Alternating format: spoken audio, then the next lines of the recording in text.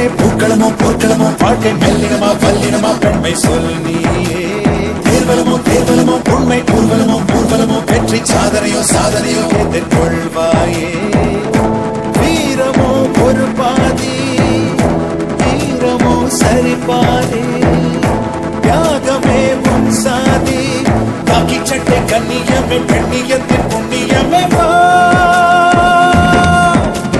சூரியனின் சூரியனின் பெண்ணை பூக்களமோ போர்க்களமோ வாழ்க்கை மெல்லினமா வல்லினமா பெண்மை சொல் நீயே தேர்வலமோ தேர்வலமோ உண்மை ஊர்வலமோ ஊர்வலமோ வெற்றி சாதனையோ சாதனையோ எதிர்கொள்வாயே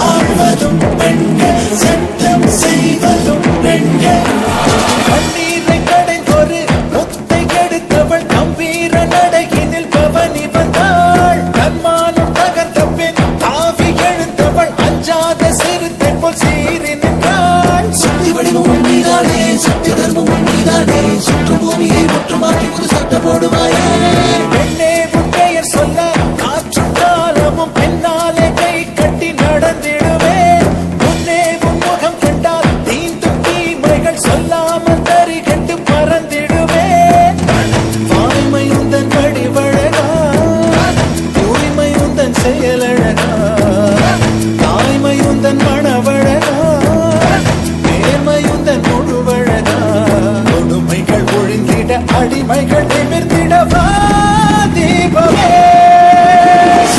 சூரியனின் பெண்ணை பூக்களமோ போர்க்களமோ வாழ்க்கை மெல்லினமா வல்லினமா பெண்மை சொல் நீயே தேர்வலமோ தேர்வலமோ உண்மை ஊர்வலமோ ஊர்வலமோ வெற்றி சாதனையோ சாதனையோ எதிர்கொள்வாயே வீரமோ ஒரு பாதி வீரமோ சரி பாதி தியாகமே உன் சாதி காக்கி சட்டை கண்ணியமே பெண்ணியத்தின் புண்ணியமே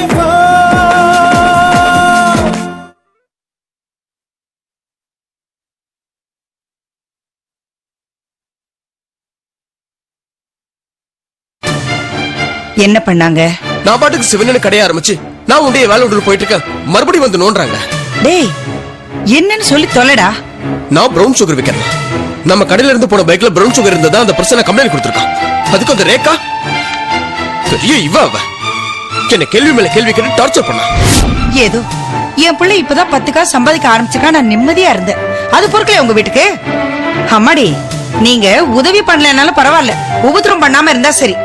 அங்கங்க வீட்டுக்கு மருமக வந்தா சந்தோஷம் வரும்னு சொல்லுவாங்க. என் வீட்டுக்கு மருமக வந்ததுல இருந்து தினம் ஒரு பிரச்சனை தேடி வந்துகிட்டே இருக்கு. இத பாருடா, 2ல 1 எனக்கு தெரிஞ்சாகணும். முடிவை நீ எடுக்கிறியா இல்ல நான் எடுக்கட்டுமா?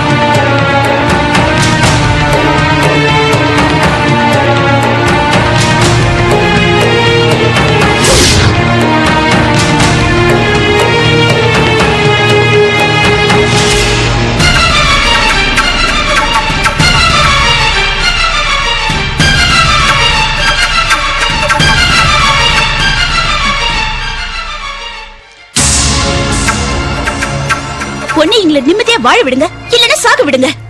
இப்பதான் என் புருஷன் கஷ்டப்பட்டு கடன் வாங்கி ஒரு பிசினஸ் ஆரம்பிச்சிருக்காரு. அது பொறுக்கலையா உங்க பிள்ளைக்கு? நான் அவரை கல்யாணம் பண்ணிக்கிறேன்னு சொன்னப்ப கஞ்சா சாக்லேட் விக்கிறதா அவர் மேல பொய்ய கம்ப்ளைண்ட் பண்ணாரு. இப்போ நாங்க கல்யாணம் பண்ணிக்கிட்டு சந்தோஷமா இருக்கோம், அது பொறுக்க முடியாம பிரவுன் சுகர் விக்கிறாருன்னு கம்ப்ளைண்ட் பண்ணிருக்காரு. இது அவருக்கே அசிங்கமா இல்ல? ஏமா என்னம்மா வந்ததுல இருந்து ஏதோ பேசிட்டு போற? அங்க நடந்ததெல்லாம் பிரசன்னா என்கிட்ட வந்து சொன்னான். உங்க அம்மாவுக்கு தெரிஞ்ச மனசு கஷ்டப்படுமேன்னு தான் நான் உங்க அம்மாட்ட சொல்லல. அவன் ஏதோ ஒரு மோட்டார் பைக்ல இருந்து பிரவுன் சுகர் விழுந்ததுன்னு தான் கம்ப்ளைண்ட் கொடுத்தானே தவிர உன் புருஷன் மோட்டார் பைக்ல இருந்து விழுந்து அவன் கம்ப்ளைண்ட் கொடுக்கல. விசாரிச்ச பிற்பாடு தான் தெரிஞ்சது அந்த பைக்கு உன் புருஷன் கடையில இருந்து வந்ததுன்னு. இந்த கதையெல்லாம் பத்திரிக்கையில எழுதுனா நல்லா படிப்பாங்க, நல்லா விக்கும். அத விட்டுட்டு என் வாழ்க்கையை நாசமாக்கணும்னு நினைச்சாரு, அவரு நாசமாயிடுவாரு. சொல்லி வைங்க.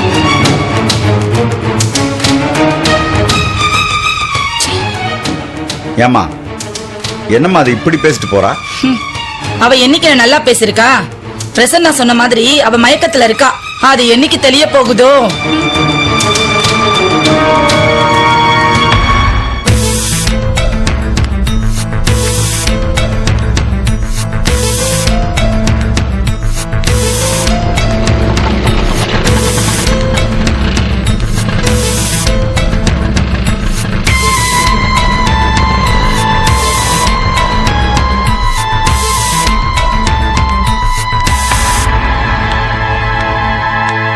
கோயிலுக்கு போகணும்னு சொன்ன, இன்னும் கிளம்பாம இருக்க? ஆமா, நீ எங்க போயிட்டு வர? வெளியே போயிட்டு வரேன். கார்ல போயிட்டு ஆட்டோல வர? கார் ரிப்பேர் ஆயிடுச்சு, மெக்கானிக்கு போன் பண்ணி சொல்லிட்டு நான் ஆட்டோல வரேன். சரி, நீ சாப்பிட்டியா? எனக்கு மூடு இல்ல. சாப்பிடறதுக்கு என்ன கவி மூடு வேண்டியிருக்கு? என் வீட்டுக்கார் போன் பண்ணிருந்தாரு. அவருக்கு ஏதோ உடம்பு சரியில்லையா. அவருக்கு என்ன ஆச்சோ ஏதாச்சோ, அதான் அத நினைச்சாதான் எனக்கு கஷ்டமா இருக்கு. சரியான பைத்தியக்கார பொண்ணா இருக்கியே. அவர் ஒரு போன் பண்ணிருந்தா எத்தனை டாக்டர் வந்து நிப்பாங்க தெரியுமா? அவரை பத்தி கவலைப்பட்டுக்கிட்டு நீ சாப்பிடாம இருக்கியே. நாளைக்கு இந்த விஷயம் தெரிஞ்சா ஒன்னும் சொல்ல மாட்டாங்க. எனக்கு தான் செம்ம டோஸ் விழும். வா வா, வந்து சாப்பிடு. இத பார், நான் போன் பண்ணி சொன்னேன்னு வச்சுக்க, உன் வீட்டுக்கார மனசு ரொம்ப கஷ்டப்படும். அவர் மேல உனக்கு உண்மையிலேயே அக்கறை இருந்தா வா சாப்பிடலாம். ஆமா, அவர் எனக்கு போன் பண்ணும்போது நீ எங்க போயிருந்த? நான் என் ரூம்ல தான் இருந்தேன். இல்லையே, நான் போய் ரூம்ல பார்த்தனே, நீ அங்க இல்லையே. இங்கதான் எங்கேயாவது கிச்சன்ல இல்ல வீட்டுக்குள்ள எங்கேயாவது இருந்திருப்பேன். நீ அடிக்கடி காணாம போயிடுற. அப்படி எங்கதான் போற நீ? இந்த கேள்வி இப்ப ரொம்ப அவசியமா? வா சாப்பிட வா.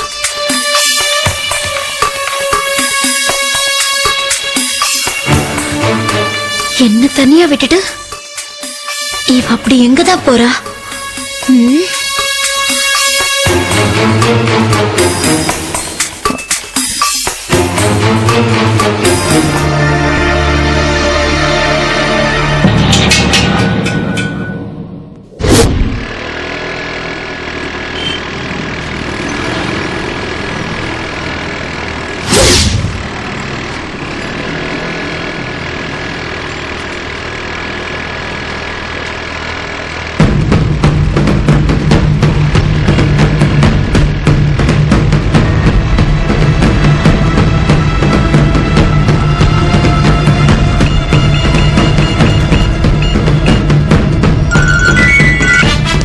ஹலோ ஹலோ மேடம், நான் சுசிராஜ் பேசுறேன் மேடம். சொல்லுங்க சுசேராஜ். அந்த வண்டி இந்த வழியா தான் போயிட்டு இருக்கு மேடம். அப்படியா? அவனை ஃபாலோ பண்ணுங்க, நானும் வந்துட்டே இருக்கேன். Okay madam.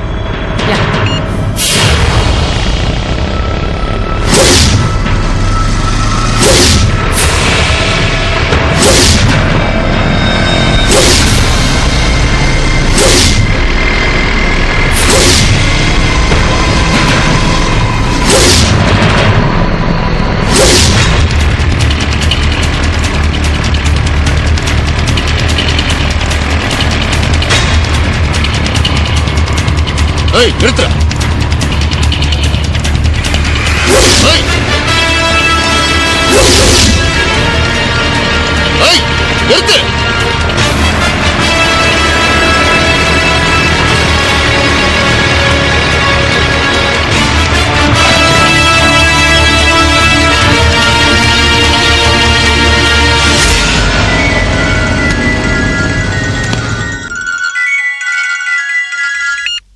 ஹலோ மேடம், அவன் எஸ்கேப் ஆயிட்டான் மேடம். அடையார் ரூட்ல தான் வந்துட்டு இருக்கான் மேடம். அடையார் ரோட்லயா? ஓகே, நீங்க ஃபாலோ பண்ணுங்க, நான் அவனை கட் பண்றேன்.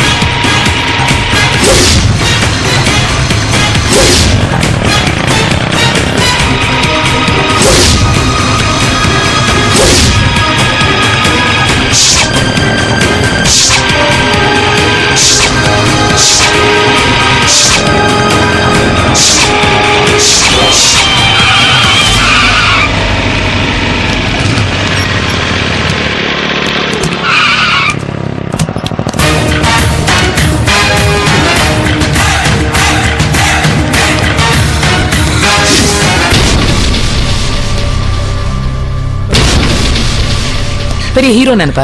இல்ல மேடம். நிக்க சொன்ன ஏன்டா நிக்க மாட்டேங்கிற? இல்ல மேடம், வண்டி ட்ரையல் பார்த்தேன், அதான். நான் நேரா வந்தேன்ல, அப்ப நின்னு இருக்கலாம்ல, ஏன்டா விலையை ஓட பார்த்த? இல்ல மேடம், நீங்க வரீங்கன்னு சொல்லி வழி விட்டேன், வேற ஒண்ணும் இல்ல. வழி விட்டு அழகாது. வண்டியில என்ன இருக்கு? இல்ல மேடம், வண்டியில எல்லாம் ஒண்ணு இல்ல மேடம். நகரு. இல்ல மேடம், ஒண்ணுமே இல்ல மேடம். நகரு. இல்ல மேடம். ஓங்கி உன்னை விட்டு.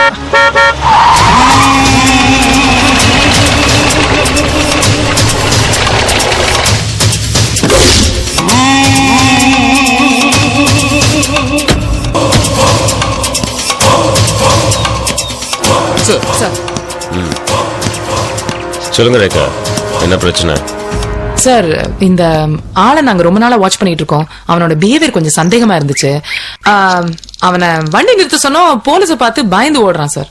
சோ பப்ளிக் பயப்படுற அளவுக்கு நீங்க நடந்துக்கிறீங்க. சார், தப்பு செய்யறவன் தானே சார் போலீஸ பார்த்து பயந்து ஓடுவாங்க? என்ன தப்பு பண்ணிருக்காரு?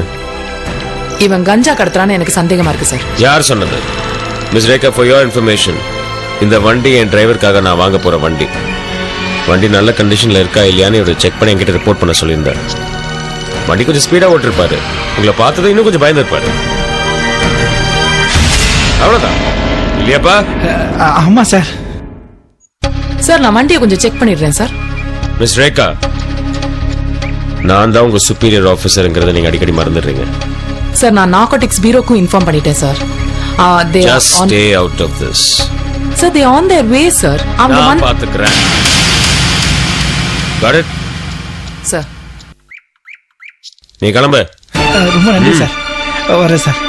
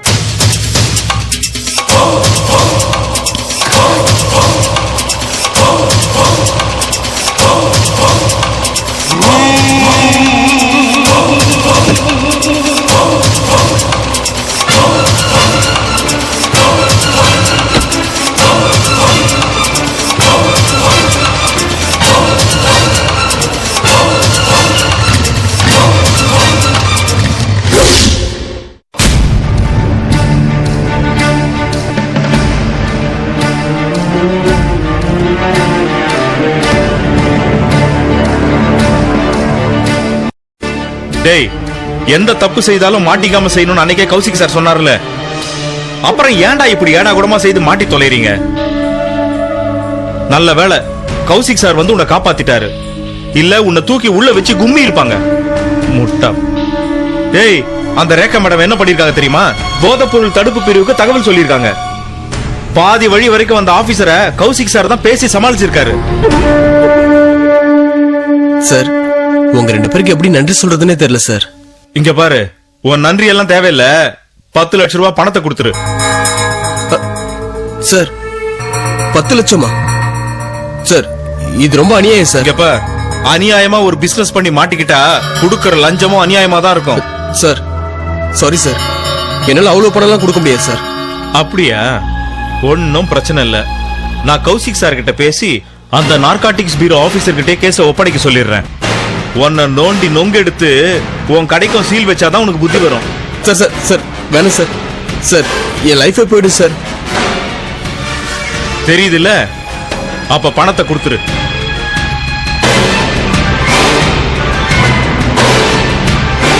இங்க பாரு, இப்ப யோசிச்சு எந்த பிரயோஜனமும் இல்ல. இத தப்பு செய்யறதுக்கு முன்னால யோசிச்சிருக்கணும். என்கிட்ட இருக்க பைக்கு எல்லாத்தையும் வித்தா கூட 10 லட்ச ரூபா தான் சார் தேரும். எல்லாத்தையும் உங்ககிட்ட கொடுத்துட்டு நான் என்ன சார் பண்றது? கொஞ்சம் கம்மி பண்ணி கூடாது சார்? என்னடா, நான் என்னமோ என்ன கேக்குற மாதிரி பேரம் பேசிட்டு இருக்க? நார்காட்டிக்ஸ் பீரோ ஆபீசர்ஸே 4 பேரு, 10 லட்சம் கூட கொடுக்கலாம் எப்படிடா? இந்த பார், பணம் முக்கியமா இல்ல நீ முக்கியமான முடிவு பண்ணிக்க.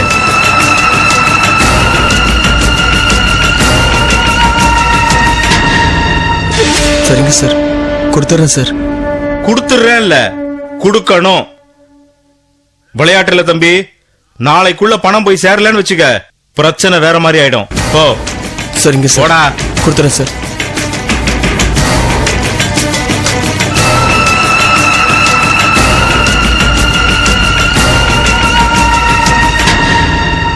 சார் நான் சுதாகர் பேசுறேன் சார். நான் பேசிட்டேன் சார். பணம் கொடுக்குறேன்னு சொல்லிட்டான். Okay sir, okay.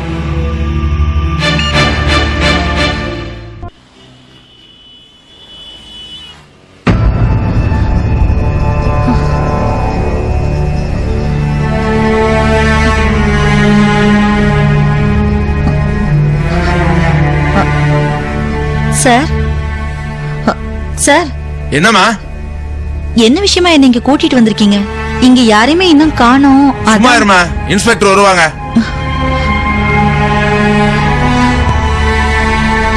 வாமா மேடம், பேசாம வாமா.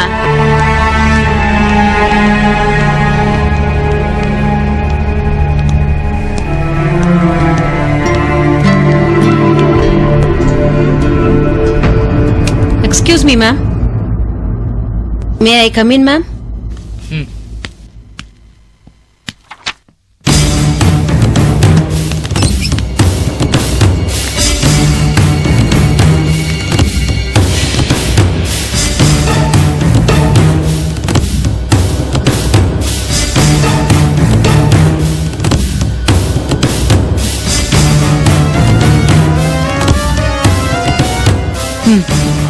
சொல்லுங்க. கவிதா யாரு?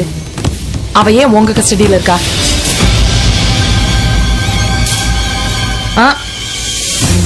பொய் சொல்லலாம்னு மாத்திரம் நினைக்காதீங்க.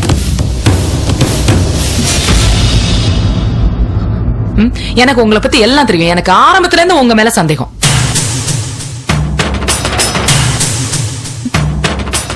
உண்மையை சொல்லிட்டீங்கன்னா உங்களுக்கு நல்லது. நான் உண்மையை சொல்லிடுறேன் மேடம். ஒரு நாள் ஒரு ஆள் வந்து ஆக்சிடென்ட்ல ஒரு பொண்ணு அடிபட்டு பழைய நினைவெல்லாம் மறந்து ஒரு பெரிய ஆளோட கஸ்டடியில இருக்கு. அதை பாத்துக்கிறதுக்கு ஒரு ஆள் வேணும், நிறைய காசெல்லாம் தருவாங்கன்னு சொன்னாங்க மேடம். அதுக்கு ஆசைப்பட்டு தான் நான் ஒத்துக்கிட்டேன். மத்தபடி அந்த பொண்ணு யாருன்னே எனக்கு தெரியாது மேடம். ஆக்சிடென்ட்ல அடிபட்டு பழசெல்லாம் மறந்து போன ஒரு பொண்ணை போலீஸ் கஸ்டடியில கொடுக்கணும். அதன உங்க பர்சனல் கஸ்டடியில் வச்சுக்கிறது. யார் அந்த பெரிய ஆளு? யாருன்னு எனக்கு தெரியாது மேடம். நான் அவரை பார்த்ததே இல்ல, போன்ல தான் பேசிருக்கேன். ஆமா, கவிதாக்கு ஆக்சிடென்ட் எங்க நடந்துச்சு? திருச்சிக்கு பக்கத்துலன்னு சொன்னாங்க மேடம்.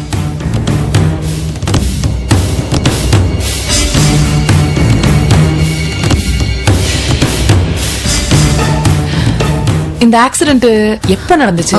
அது எனக்கு தெரியாது மேடம். 4 வருஷத்துக்கு முன்னாடி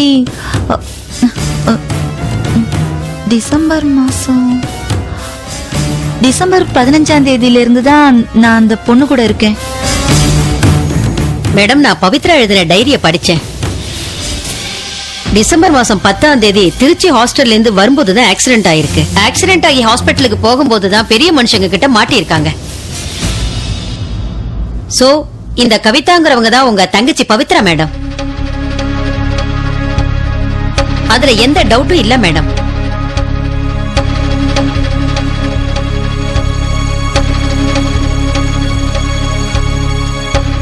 இப்ப அவ எங்க இருக்கா? வீட்ல இருக்கா மேடம்.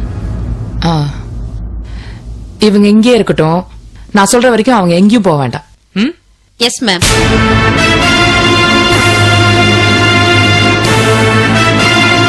வாமா.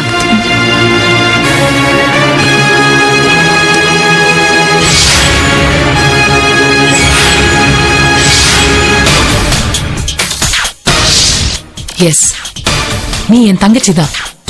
என் தங்கச்சி பவித்ராவே தான்.